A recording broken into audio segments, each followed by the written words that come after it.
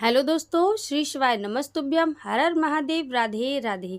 इस वीडियो के दौरान हम लोग यह जानेंगे जो हमारे पितृ हैं, जो जिनका स्वर्गवास हो चुका है, कैसे पता करें कि वह हमारे पितृ जो हैं वह पितृ बन चुके हैं या फिर प्रेत योनि में भटक रहे हैं। प्रेत योनि और पितृ योनि में क्या फ़र्क है, इस वीडियो में हम यह भी जानेंगे। और किन कर्मों की वजह से हमारे पितृ जो हैं प्रेत योनि में भटकते हैं, उनको दुख मिलता है, साथ ही में वे हमें भी कष्ट पहुंचाते हैं।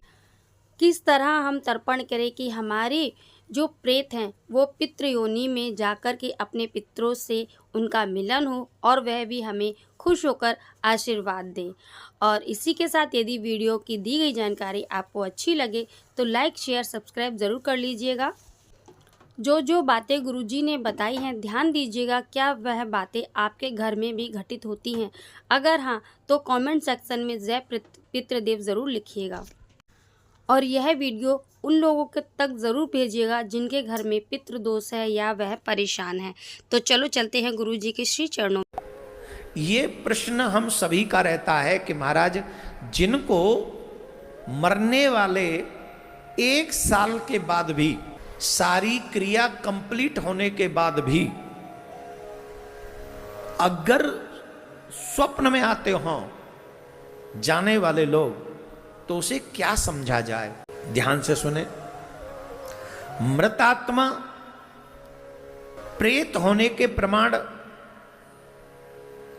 कहने का मतलब है वो प्रेत से पितृ नहीं बने, वो प्रेत से पितृ नहीं बने, वो प्रेत ही हैं।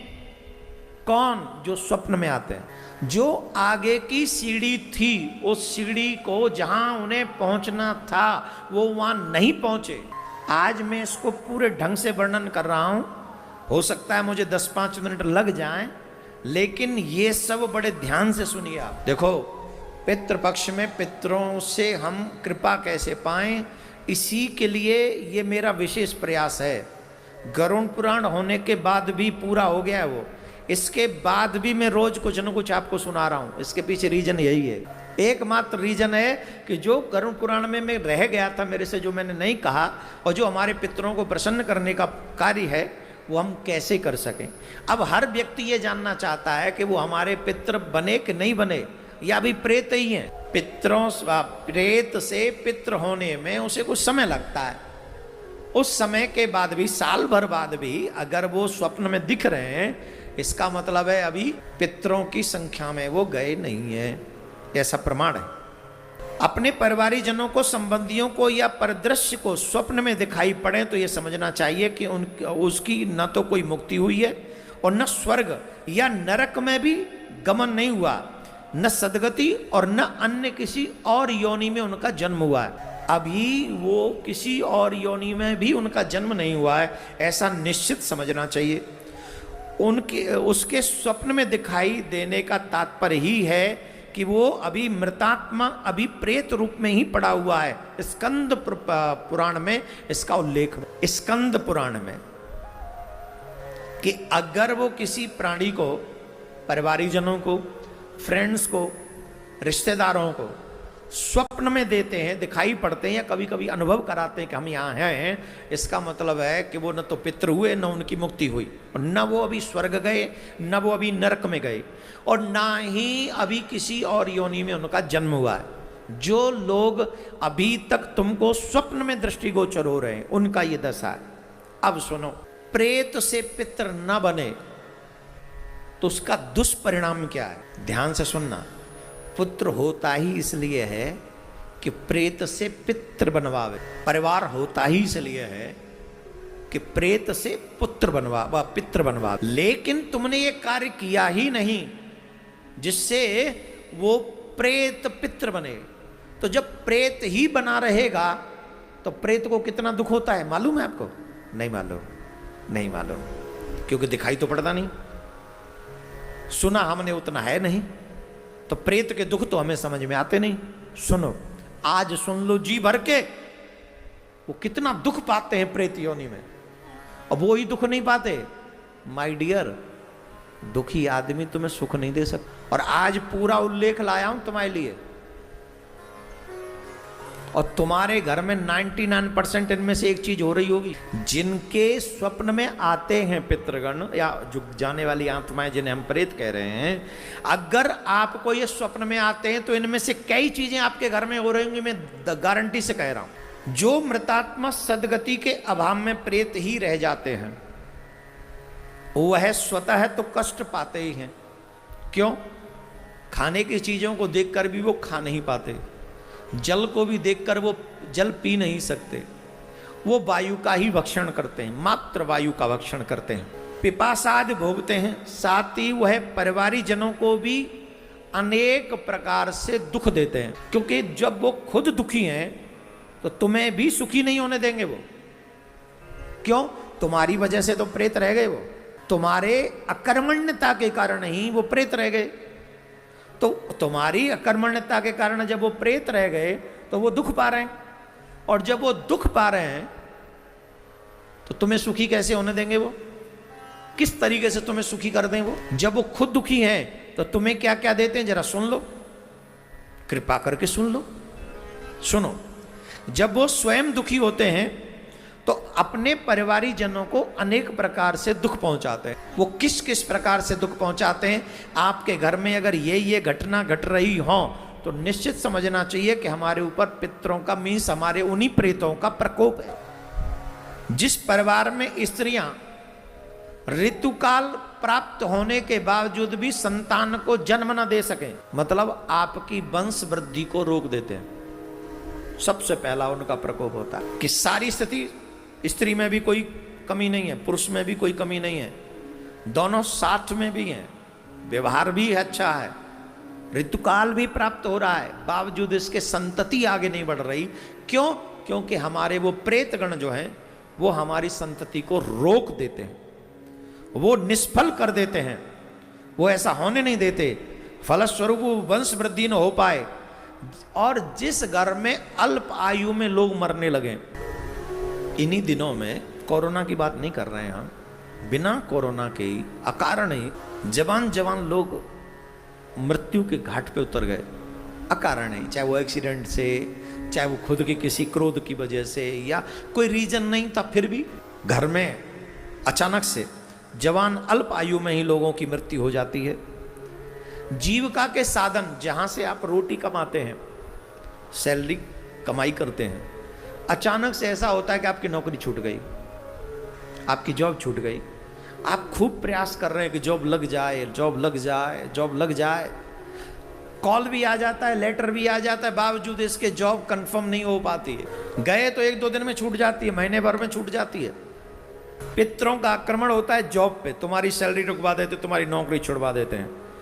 एक और बात, पारिवारिक सदस्यों की समाज में प्रतिष्ठा सम्मान खो जाता है। जिनसे पितृ रुष्ट हों, समाज में उनकी प्रतिष्ठा सम्मान जो है वो हनन कर लेते हैं, उसका सम्मान नहीं बढ़ने देते। अच्छा है, अच्छा काम कर रहा है, बावजूद उसके उसको सम्मान नहीं मिल रहा है। एक और बात, पितृ रुष्ट हों तो जो तुमने नहीं भी किया हो ऐसा आरोप तुम पे मढ़वा देते, ऐसा आरोप मढ़वा देते हैं जिससे वो कलंकित हो जाए, वो परिवार कलंकित हो जाता है, कलंक लग जाता है। अब ये छोटी बात नहीं है, जवानों की मृत्यु, आजीविका का छूटना, वंश की वृद्धि न होना, झूठा आरोप लगना। और इतना ही नहीं है महाराज, उन्हें बड़े बड़े रोग लगने लग जाते हैं। घर में लोग, जीव जो है, जितने भी परिवारी जन हैं वो रोगी रहने लगते हैं।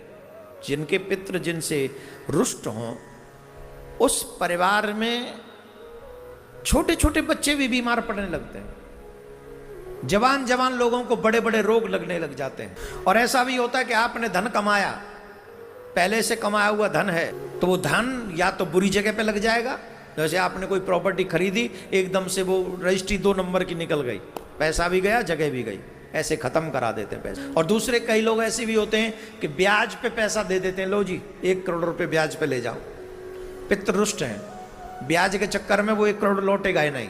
और ऐसे केस तो हमारे पास बहुत आए महाराज, कोरोना काल में कई करोड़ रुपए लोगों ने न तो ब्याज दी न पैसा दिया। और ऐसे लोग क्यों? क्योंकि आपके पितृ रुष्ट हैं, आपको नहीं मिलेगा, वो मिलने नहीं देंगे। और दुर्भाग्य तो यह है 10-5 लाख रुपए से अपने पितरों को प्रसन्न नहीं कर सकते, पर 10-20 करोड़ का वो नुकसान वैसे उठा लेते हैं। अरे अगर तुम अपने पितरों का ही तुम भला कर लो तो अपना भी भला हो जाता और पितरों का भी भला हो जाता है। लेकिन जुए में हारने वाले करोड़ों लाखों लोग पैसों को अपने पितरों के हित के, इतना ही नहीं हो, आगे भी है। किसानों में पितर रुष्ट हो तो कैसे लगता है, बोले बारिश भी हुई, बीज भी हो गया, अच्छा फसल भी अच्छी हो गई, पक भी गई, सब कुछ हो गया, अचानक से ओले पड़ गए, फसल नष्ट कर देते हैं पितर, कोई ना कोई रीजन बना देते हैं। आप तो कई बार अभी देखते हो पड़ोसी के खेत में सब कुछ अच्छा हो गया, हमारे घर में कुछ नहीं हो रहा है।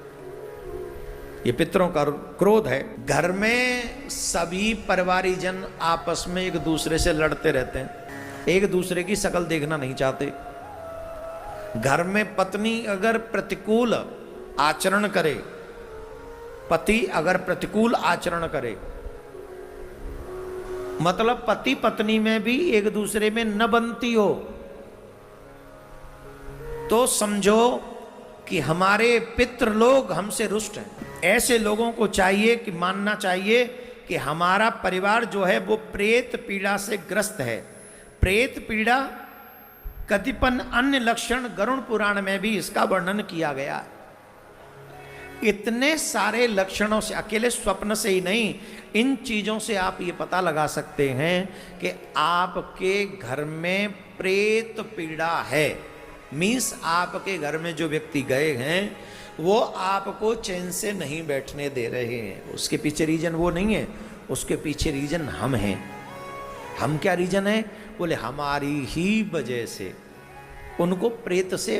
अब आप कहेंगे महाराज इसका उपाय तो बताओ। अच्छा जो जो गुण इसमें बताएं, बताओ किस किस के साथ ऐसा है, जवाब दो। है ना, घर में नहीं बनती, लड़ाई होती है, लक्ष्मी नहीं टिकती, वंश नहीं बढ़ता, या जवानों की मौत हो रही है, घर में बीमारी बहुत बढ़ रही है, पैसा कमाने के लिए जाते हैं, रहा सहा भी नष्ट हो। कौन किस किस के साथ ऐसा हो रहा है? स्वप्न में आते हैं कि नहीं आते हैं? पूरी बात से दो ही कि नहीं हुई जो मैंने बोली आपसे। इसका मतलब एक बात तो बिलीव कर लो, जो पुराणों में लिखा है वो 100% सत्य है, उसमें कहीं मिलावट नहीं। भाई ये तो आपके जीवन में घटित हो गया। अभी मैंने तो शुरू में तो आपसे पूछा था कि स्वप्न में दिखाई पड़ते हैं कि नहीं, आपने कहा हाँ। आपने समझा, ऐसा समझो जैसे सारे पितर एक बात आशीर्वाद दे गए स्वप्न में, तो सबने कह दिया हाँ आते हैं। अब जब ये घटना बताई तो आप कह रहे अरे क्यों आते हैं फिर ये, लेकिन उनके साथ ये घटना भी तो घट रही है आपके जीवन में। इसका मतलब आपका परिवार प्रेत पीड़ा से त्रस्त है। श्राद्ध पक्ष में पिंडदान क्यों किया जाता है और पिंडदान करने से हमारे पितरों को क्या सुख मिलता है, यह भी जानेंगे। इस वीडियो के डिस्क्रिप्शन में उस वीडियो की लिंक है, अवश्य देख लीजिएगा। राधे राधे, श्री शिवाय नमस्तुभ्यम, हर हर महादेव।